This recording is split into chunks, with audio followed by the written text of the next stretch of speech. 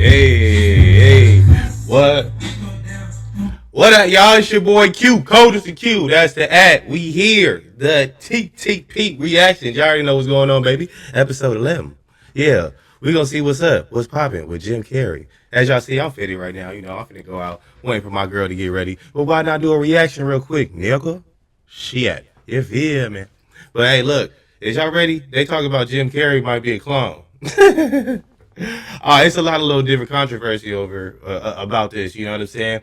I seen some shit like it might be a makeup artist saying something like they said he cloned.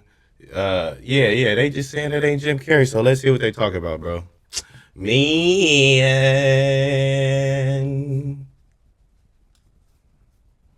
bow, bow. Last few days, the internet has been trying to figure out what in the world happened to Jim Carrey. Was he replaced? Is he having a midlife crisis? Or is this just celebrities being celebrities? While most people are struggling to figure it out, they don't seem to realize Carrey warned us about this almost 30 years ago. Come While on. The Truman Show might seem like just another... Y'all ever seen the Truman Show? It's crazy, bro. I seen it when I was a kid. I was like, damn. I used to be like, damn, I swear life is like this, nigga.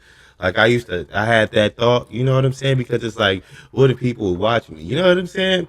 Crazy, bro. Like, it's crazy. Their classic movie. In reality, within it lies the answers to exactly why Jim Carrey is unrecognizable today. Once you uncover what this movie is truly about, a lot of what these celebrities do will make a whole lot more sense. I was thrown into this expansive, amazing feeling of freedom from myself, from my problems. I saw that I was bigger than what I do. I was bigger than my body. I was everything and everyone. I was no longer a fragment of the universe. I was the universe. And ever since that day, I've been trying to get back there.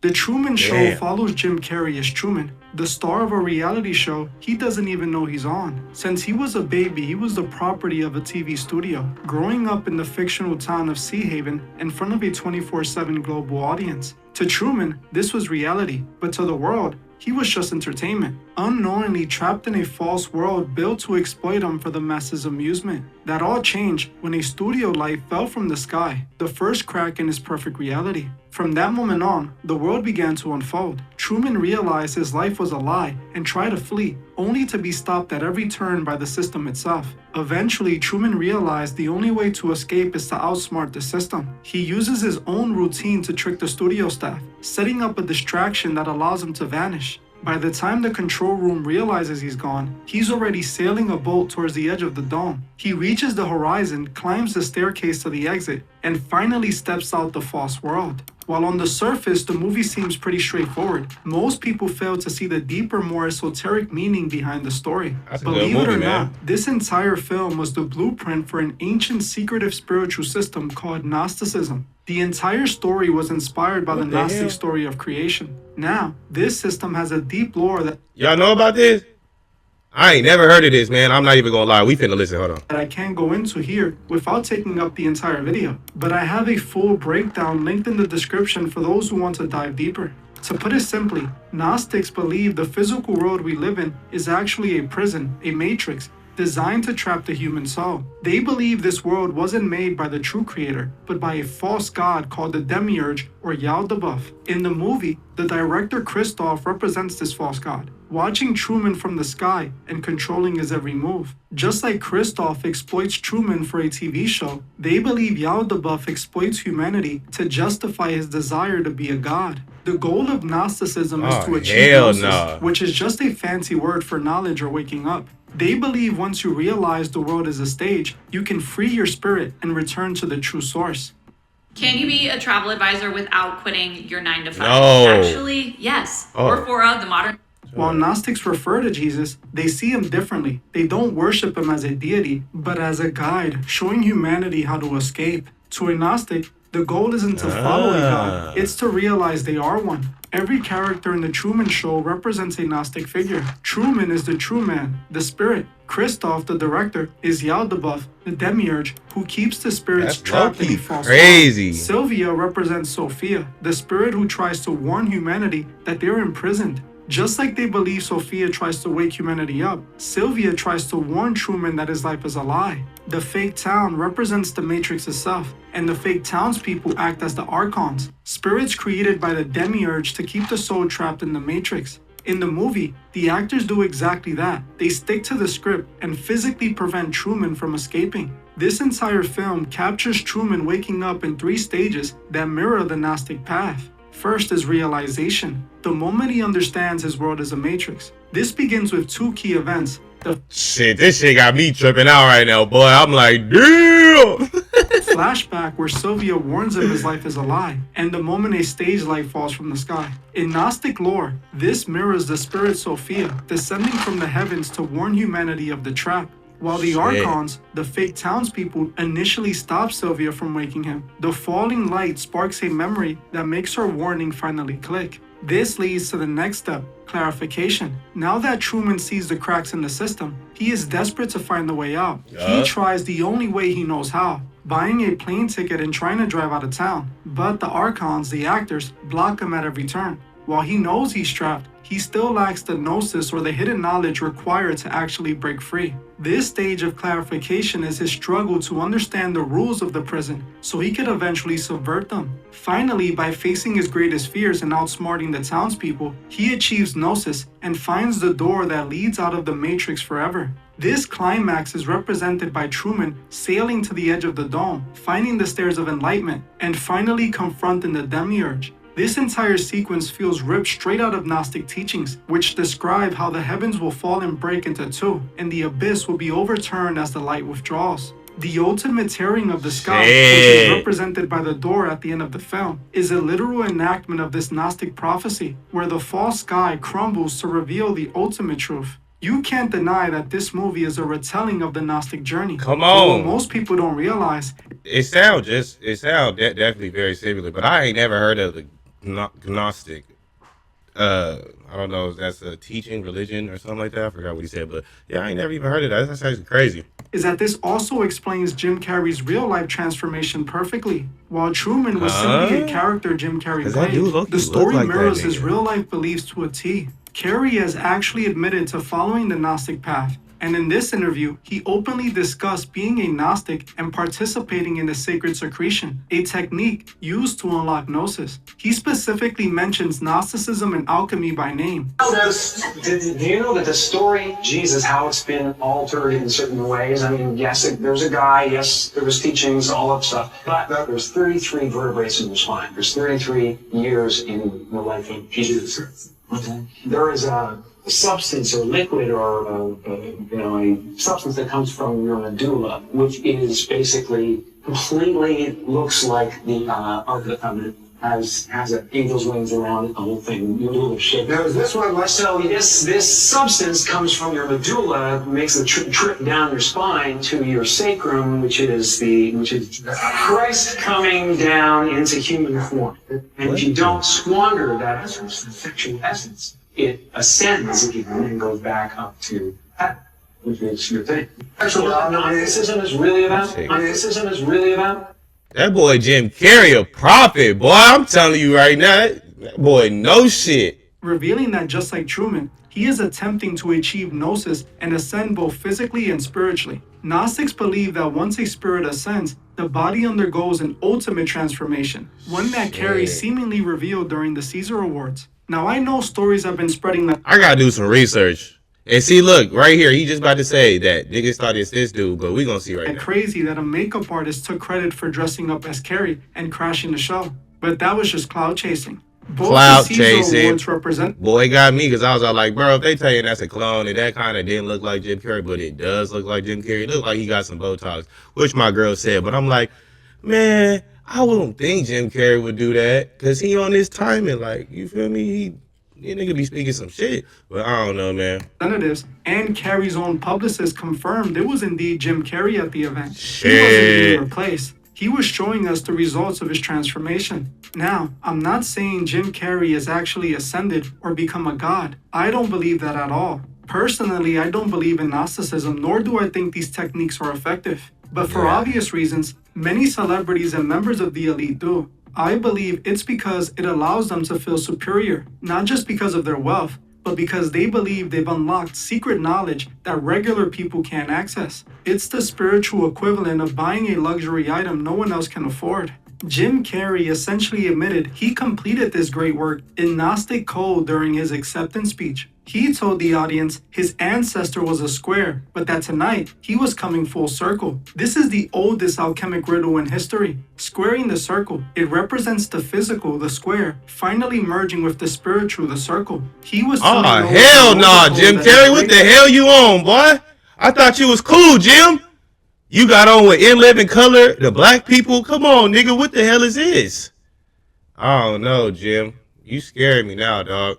work was finished and he had achieved ascension. In alchemy, a branch of Gnostic teaching, this is literally represented by a square and a circle inside a triangle. What he said wasn't a random coincidence. In fact, he even admitted he spent months writing and preparing that specific script. While I don't believe Gnostic techniques cause a literal physical change, I believe Carrey might have gone as far as getting surgery to look the part of an ascended being. Gnostics believe that true gnosis changes you in every way, but because their spirituality is superficial, no actual physical change is achieved without surgical intervention. In my research on the great work and techniques like sacred secretion, I discovered that they believe achieving this state can take a lifetime. I don't think it's random at all that Jim Carrey played Truman, a character on a Gnostic journey, only to later admit he is a Gnostic himself. This shows you how the truth is often revealed through these films. I believe the Truman Show didn't just mark the beginning of Jim Carrey's massive success. It was his initiation into the secret religion of Hollywood.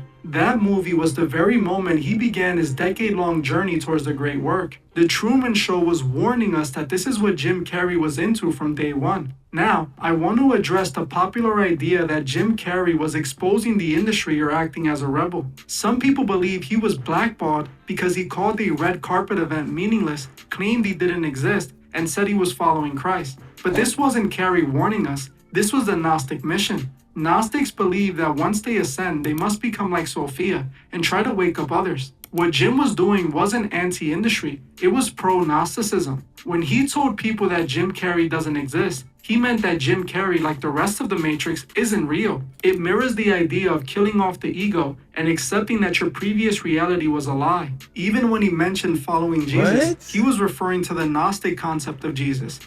I don't know, man. See, yeah, that's what I was about to say. They did mention Jesus, but they just said that he was somebody trying to break people free from, he was just like everybody else, It's kind of crazy, bro. I don't know. Jim Carrey, you on some different shit, dog. Hey, man.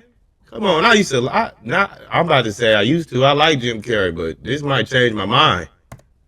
An archetype of ascension, not a deity to be worshipped. Jim wasn't trying to save you from Hollywood. He was trying to plant Gnostic seeds in his fans' minds because his religion commands him to. The writer of The Truman Show, Andrew Niccol, seems to be on that same Gnostic mission. His other films like Gothica, about escaping genetic predestination, and In Time, about transcending a system where time is the prison, all mirror the Gnostic idea of the soul breaking free from the material constraints. These movies are designed to plant the Gnostic seed. Now, I think a full breakdown on those movies would be a good idea, so that we can see how the Gnostic story is told through those films. If you want to see that, comment Gnostic films below, and if enough of you are interested, I'll make sure that's the next video. Now, everyone has a right to believe. I want to know. And I'm not here to trash talk their ideas, but I do want to point out the biggest flaw in this system. The idea that man can become God through secret knowledge. When I think of God, I think of biblical Jesus, who willingly sacrificed himself on the cross to free humanity from sin. He gave his life so others could live. In contrast,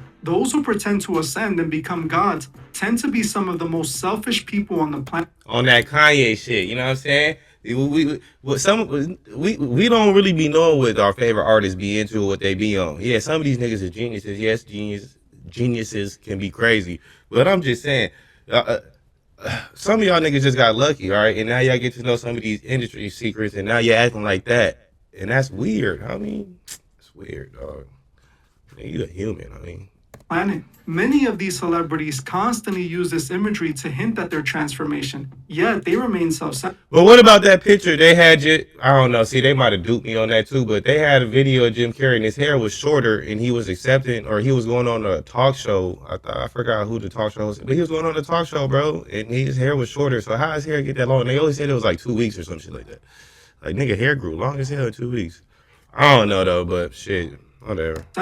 They make millions of dollars. Jim Carrey on some weird shit. Using that wealth for selfless deeds like a true God would, they spend it on massive homes and luxury items that only benefit themselves. They could easily feed the needy, but they don't. Man cannot be God. We are simply too concerned with our own self-preservation. Jim Carrey is just another one of those celebrities. But before we wrap up, I want to point out a few more comparisons that prove the Truman Show is directly about Gnosticism. First, if you haven't noticed yet, Christoph is a play on Christ. This represents who the Gnostics call the false god. See, Gnostics believe the God of the Christian Bible, Yahweh, is literally the demiurge, Yaldabaoth, they warn about. Since Jesus Christ is seen as God in human form, naming the director who enslaved Truman after him is their way of saying Christ or Yahweh is a false god.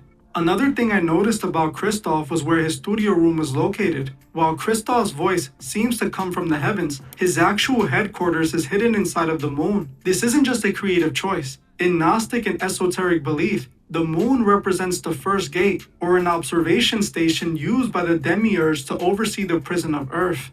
By placing the control room in the moon, the film is visually telling you that the eye in the sky is a false god, operating from the very peak of the firmament. In Gnosticism, it is the ultimate checkpoint designed to keep the spirit from ever looking past the stars to see the truth. Then there is the studio light that falls from the sky, the one labeled Ceres. In Gnostic and esoteric thought, Ceres represents the true sun or the spiritual source of light, as opposed to our physical sun. When the light crashes into Truman's world, it represents the true light breaking into the false world. Esoterically, Ceres is known as the dog star, and if you flip dog, you get God. Its rising historically marked the dog days of summer, a period of intense heat and catastrophe where the comfortable order of life breaks down. In the film, the light falls on a perfect day, scorching Truman's reality and forcing him out of his complacency. Ancient traditions even associate Ceres with Sophia, the divine spark that falls into the material realm to give humanity the knowledge needed to escape.